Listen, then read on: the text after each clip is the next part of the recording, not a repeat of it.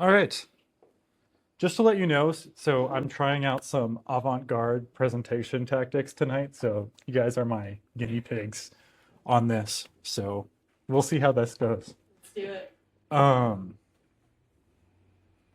so I'm talking about data lineage in production. I've been working, I don't even know if this is working, in data lineage for about 5 years now. I was one of the original team members that created the OpenLineage standard and have been working on that kind of ever since in some capacity. Originally, I worked at Astronomer, the now infamous Astronomer,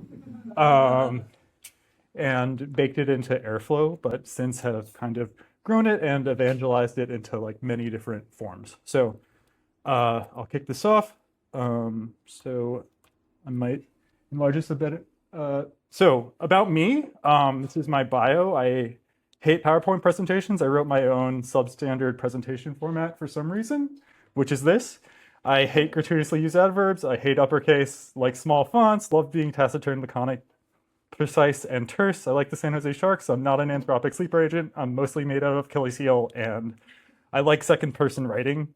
And you should check out the 7 Moons of Molly Almeida, which is one of my favorite books. This is my peptide stack, which is very ultra literal, and it's union mandated in San Francisco here. Okay, so kicking off the presentation. So I think the backbone for a lot of data now are the open table formats. There are a couple of them. There's Iceberg, which is probably the most prominent after a notable acquisition. There's Delta Lake, there's Lance, there's Duck Lake, which is new to the table. But essentially it means that we are moving a lot of the data that we have into object storage, and often the metadata is sitting alongside the data itself, and it lets you do a lot of new and interesting things with data, like time traveling, and having multi-engine support, where you can kind of have a number of different execution engines like work with the same data in different ways based upon, who the best like engine is to do some particular thing. And so you can also do schema evolution, and you can also shut off compute now, which is great. So you don't have to like pay for constantly running compute. You can only use it when you need it. And this is like the backbone for how Snowflake and BigQuery became so large and cost effective, and such. So the compute and storage layer are now separate. And so there's a lot of different tooling you can use now on that compute layer. And you have beneath that the open table formats in which data can sit in object storage at low cost. You'll see if you look at actual object storage like tables, you'll see files that are kind of named like this and partitioned like this with the data and metadata sitting next to one another. And so you now have like kind of a different set of challenges where you want to design your data in object storage in a way that makes it queryable and partition it in such a way. So the table now becomes the API. So I'm going to be focusing kind of on 2 different compute engines. They're the compute engines I'm most familiar with, what we offer at Oleander. And so Spark is the first, which is a distributed query engine. It lets you do kind of batch and streaming. It lets you kind of distribute like large queries on many different nodes, and aggregate and do kind of complex windowing aggregations. Has a lot of complex features, which we'll go over later, which are really neat and useful. And on the other side, you can use something like DuckDB, which is kind of a localized single node compute engine to write more basic queries, but it's like compatible with everything and has extensions for literally everything. I saw somebody wrote an extension for the data lineage format that I didn't know 2 weeks ago and published it. And I was really confused. And I was like, this is maybe not what I would have done, but I'm happy the community is growing. So you have this idea of many tables and many ways in. So you can interact with like the same Iceberg table, the same open table formats in many different engines. So you can see here, like we're doing the exact same thing with Spark data frames and a DuckDB query, and you get the same output because it's the same underlying data. So that brings us to, like, we talked about the storage layer, which are the open table formats, and the compute layer, which there are many different options to compute and orchestrate. And now we're going on to kind of the observability side and lineage side. And lineage is really nothing to be scared of. It's like kind of incredibly basic. You can see here's like a very simple example of what I call a triplet, which is this relationship where you have an inputs and you have the executor itself, which is like a transformation layer. It could be like an Airflow task. It could be a SQL query. It could be a Spark submodule, but it gets normalized in this framework so you can look at lineage in a kind of more agnostic way. So you can see on like the left side here, you have an input and it has some fields, and then you have an output as well.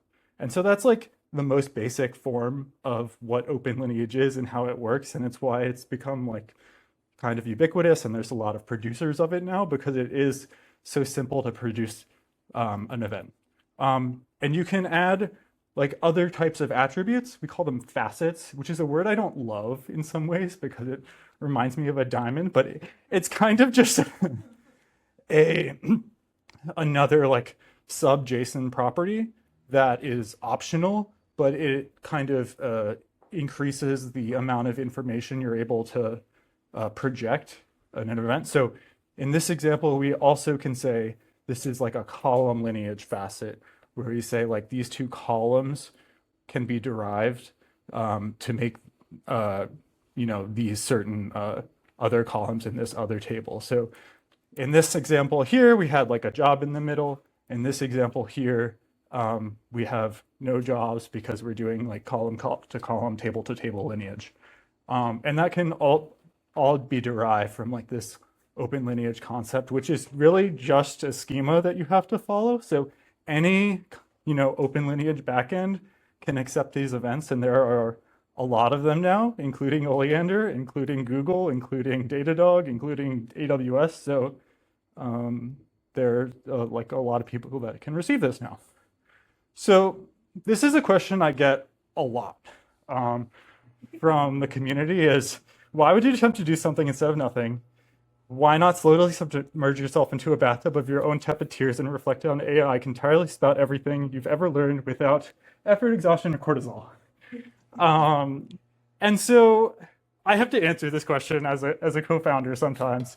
And these are kind of like the four ideas I kind of come up with, is that AI has really like risen entropy in the data community. It's like led to more bugs when you give the agent carte blanche to do things and manipulate schemas and drop tables and things like that. Context is not really retroactive in a way. It's often lost in a log retention policy. You can't like find the query that you executed 3 weeks ago because it's not there anymore. So you can't really recreate your lineage from your logs all of the time. Production still has a lot of gates, and your like lineage metadata isn't necessarily in the same place if you don't like explicitly collect it. So it might be in, for example, if you're using DBT, it will be in DBT, in BigQuery. And so these things don't necessarily know about one another in order to like talk to one another to resolve an issue. And the first reason I think is cost attribution matters. And, we have a number of facets that are related to cost that help you kind of derive like what is costing you a lot when you execute these warehouse queries in Snowflake and BigQuery and cause them not to ever turn off and snowball your monthly bills. So next I'm going to go into a little bit about instrumentation and how this actually works and is kind of built into data ecosystems. So for Spark, which I kind of will be focusing on for most of the rest of the talk, it's really, really simple. You add this like configuration here, you add a API key, and you add your OpenLineage backend, which can be many different things because there's a lot of providers out there now. I use Oleander as just an example, but it's really easy to instrument, and you'll just start emitting events without doing anything else. So you don't have to like do weird annotations or modify your code or do something like that. You kind of just get this for free in the open source. So another thing I think that has been good with the like AI age that we've been descended upon in the last 6 months is that it's allowed us to like give people skills in a way that they otherwise wouldn't be imbued with. And so for that reason, we kind of have built a lot of skill repos of our own Spark experience and really allowed like people who were software engineers to become data engineers because of this and like give them some of the learnings that we've kind of cultivated for several years. And this is, you know, also open source, and you can just add skills to a repo and get started with Spark and like inherit a lot of like the good practices to derive good lineage out of executing with it. So it kind of leads us to like a different like age of an SDLC where you can kind of have a lot of this like lineage and observability happening like on your behalf without worrying about setting it up and configuring it yourself, which is really nice. And something I wish we had all along, but that's kind of what you can do just by setting up these integrations with any kind of open lineage compatible integration. So in terms of debugging, trying to like find issues once you're in production, you end up having a lot of information like aggregated in the same place to give yourself and or your agent to like find issues. Like for example, for Spark, OpenLineage collects like all this stuff, and it can be kind of injected and imbued just into like an LLM. And often we've noticed derive like a pretty good, reasonable resolution plan or a GitHub PR or an attempted autofix.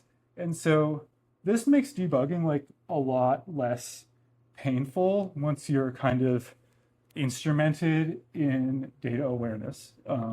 You'll like when you'll see like a column get dropped that's upstream, and Lineage will kind of know that happened. It will look at the diff, and it will be able to tell you, you know, what the issue is, which is actually a lot better than what we previously did. Previously, we did a lot of graphs, and we did like layers and layers of graphs, which is really complicated for a human to visualize because there were often like hundreds of nodes and people weren't able to see the diffs. But an agent's like really good at kind of being able to say, okay, this is the difference between these two runs, and point you to a solution pretty quickly. Okay. Oh no, I'm not loading. Oh, I loaded. So this is the fun part of the talk. We're going to talk a little bit about Spark streaming, and this is a bit interactive, so I'll need your help at some point during this. But essentially Spark streaming is a version of Spark that kind of runs all the time, hence the name streaming, and it processes micro batches, and it will kind of be able to like keep this funnel open in perpetuity and have like sources and sinks constantly in contact. So one of the things that's important with this, you know, often you'll be reading from something like a Kafka cluster, and the Kafka cluster kind of will you know, kept getting fed events, and you'll always want to kind of consume off of them and egress them out into a separate table. But you can run into problems like when your application dies for whatever reason. And so for that reason, like with Spark, these are kind of checkpointed, and it knows the state and history in which you're at, so you don't like do things like a double write, and you can do fan outs correctly. And so I took some of the code from the example, which will also kind of be live, but this is kind of what the full diagram of the stream architecture looks like, where you can have you have a original source, you have this transformation agent, and then you egress out doing double writes to a couple of different tables. You can egress out to Iceberg, which is your warehouse, and you egress out to a transactional database as well. So that's kind of what it looks like. So yeah, we talked a little bit about checkpointing, but this is like kind of fault tolerant in that you can like survive a restart and just resume from the point the Kafka stream went last, so you won't skip or lose any messages ever. Watermarks is also another interesting feature of Spark, and I don't know how many people are familiar with these, but it's a way to defer processing for a set amount of time.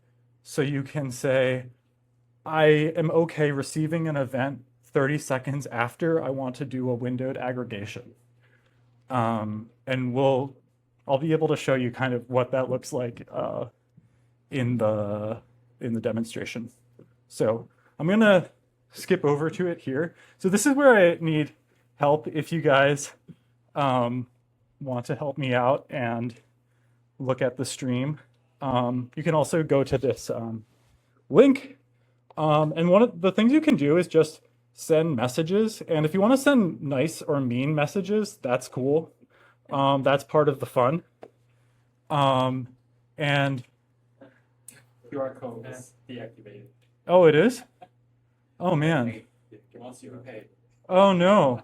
Yeah. Yeah. That's a shame. Okay. It's just oleander.dev/stream. I'll have to remember that. Canva typically will do like forever QRs for free. Okay. They have like built-in tools. I will look into it. So if people got that, there's also a link on the homepage to this. Some of my coworkers suggested against doing this, as they said it would be turned into a moderation nightmare, and I'm not sure that they're wrong. But essentially what you can do is you can send messages, and all of the analytics and queries will be processed in real time. Oh, okay, we're getting some messages now from people. And your browser is going to get a unique hash. And we're also doing like geo aggregations as well. So you can see like where all the messages are coming from. And this is all kind of getting processed by Spark in real time as they all come in. And when I was talking about the watermarking, you'll see in the corner here that we have these 15-minute segments. And so the idea with this is that we don't want to actually write anything out to a database until after that 15-minute segment has passed, but we want to give it a little bit of time at the end for late messages to arrive, so that if something arrives at 7 o'clock and 0.3 seconds, we don't miss it in the previous batch. So that's one thing like that watermarking allows you to do. Oh wow, we're getting some Bengali. Maybe from people. I know Bengali has the top like series of top line from GeoGuessr playing, interestingly enough.